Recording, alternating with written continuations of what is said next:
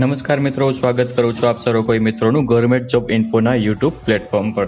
તો મિત્રો, આરએમસી એટલે કે રાજકોટ મહાનગરપાલિકા તરફથી અલગ અલગ પોસ્ટ પર ભરતી જાહેર કરવામાં આવી છે, જેના અરજી ફોર્મ પણ શરૂ કરી દેવામાં આવ્યા છે। તો આ ભરતી વિશે તમામ માહિતી મેળવીએ તે પહેલા વિડીયો ગમે તો લાઇક અને શેર કરી દેજો। ચેનલમાં નવા હોય તો ચેનલને સબસ્ક્રાઇબ કરી દેજો। તો ચાલો મિત્રો, વિડીયોની શરૂઆત કરીએ। તો આ ભરતીનું નોટિફિકેશન છે તે રાજકોટ મહાનગરપાલિકા તરફથી જાહેર કરવામાં આવ્યું છે। સૌથી પહેલાં ચર્ચા કરી લઈશું અગત્યની તારીખો વિશે। હવે મિત્રો, આ ભરતીમાં તમારે જો અરજી ફોર્મ ભરવું હોય તો ઓનલાઈન અરજી ફોર્મ ભરવાનું રહેશે। ઓનલાઈન અરજી ફોર્મ છે તે કઈ તારીખથી કઈ તારીખ સુધીમાં ભરી દેવાનું રહેશે? તો મિત્રો, અરજી ફોર્મ છે તે 5 માર્ચ 2024થી લઈને 26 માર્ચ 2024 સુધીમાં ઓનલાઈન અરજી કરી દેવાની રહેશે। ઓનલાઈન અરજી ફોર્મ છે તે આરએમસીની ઓફિશિયલ વેબસાઇટ છે જે www.rmc.gov.in પર જઈને 26 માર્ચ 2024 સુધીમાં ઓનલાઈન અરજી કરી દેવાની રહેશે। વાત કરી લઈએ મિત્રો જગ્યા વિશે, કુલ કેટલી જગ્યા છે, કેટેગરી વાઇઝ કેટલી જગ્યા છે? તો તેમાં મિત્રો ડેપ્યુટી ચીફ એકાઉન્ટન્ટની પોસ્ટ છે તેમાં કુલ એક જેટલી જગ્યા છે। મેનેજરની જે પોસ્ટ છે તેમાં કુલ 8 જેટલી જગ્યા છે। આસિસ્ટન્ટ એકાઉન્ટન્ટની પોસ્ટ છે તો તેમાં 3 જેટલી જગ્યા છે। વોર્ડ ઓફિસની પોસ્ટ છે તો તેમાં 3 જેટલી જગ્યા છે। આમ ચારેય પોસ્ટ થઈને 15 જેટલી જગ્યાઓ પર ભરતી જાહેર કરવામાં આવી છે। વાત કરી લઈએ આપણે પગાર ધોરણ, શૈક્ષણિક લાયકાત અને વયમર્યાદા વિશે। તો તેમાં મિત્રો સૌથી પહેલી પોસ્ટ છે જે ડેપ્યુટી ચીફ એકાઉન્ટન્ટની, તો તેના માટે શૈક્ષણિક લાયકાતની ચર્ચા કરીએ તો ઉમેદવારે chartered account, cost and worker account, cost and management account અથવા તો એમકોમ કરેલ હોવું જોઈએ।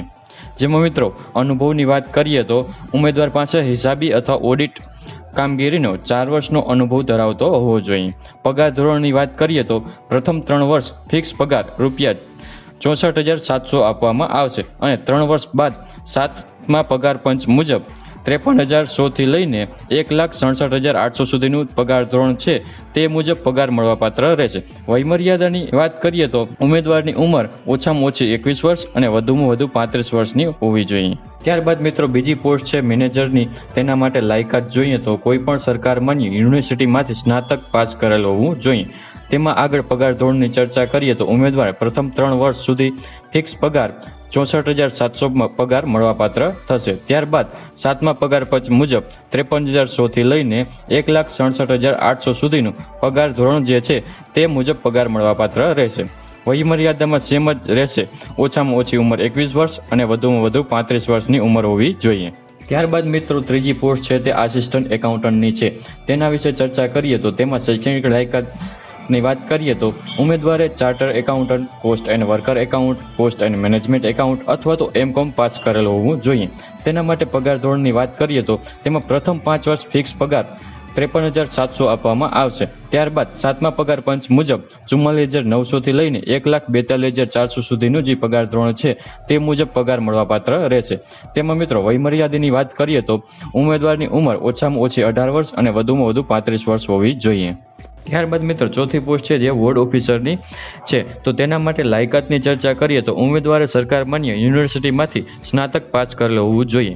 તેમાં આગળ પગાર ધોરણની ચર્ચા કરીએ તો ઉમેદવારને પ્રથમ 5 વર્ષ ફિક્સ પગાર 53,700 આપવામાં આવશે અને ત્યારબાદ 7મા પગાર પંચ મુજબ 44,900 થી લઈને 1,42,400નું પગાર ધોરણ છે તે મુજબ પગાર મળવાપાત્ર રહેશે। તેની વયમર્યાદાની વાત કરીએ તો ઉમેદવારની ઓછામાં ઓછી ઉંમર 18 વર્ષ અને વધુમાં વધુ ઉંમર 35 વર્ષની હોવી જોઈએ। વાત કરી લઈએ અરજી ફી વિશે, કયા ઉમેદવારે કેટલી અરજી ફી ભરવાની રહેશે? તો અહીં બિન અનામત કેટેગરીના ઉમેદવાર છે તો તેમને ₹500 અરજી ફી ભરવાની રહેશે અને તે સિવાયના અન્ય કેટેગરીના ઉમેદવાર છે તો તેમને ₹250 અરજી ફી ભરવાની રહેશે। તો મિત્રો, આવી રીતે રાજકોટ મહાનગરપાલિકા તરફથી અલગ અલગ પોસ્ટ પર ભરતી જાહેર કરવામાં આવી છે, જેના અરજી ફોર્મ છે તે 26 માર્ચ 2024 સુધીમાં ભરી દેવાના રહેશે। તો આશા રાખું છું મિત્રો વિડીયો પસંદ આવ્યો હશે। વિડીયો ગમ્યો હોય તો લાઇક અને શેર કરી દેજો। ચેનલમાં નવા હોય તો ચેનલને સબસ્ક્રાઇબ કરી દેજો। ફરી મળીશું નવા વિડીયો સાથે, નવા ટોપિક સાથે। ત્યાં સુધી જય હિન્દ, જય ભારત।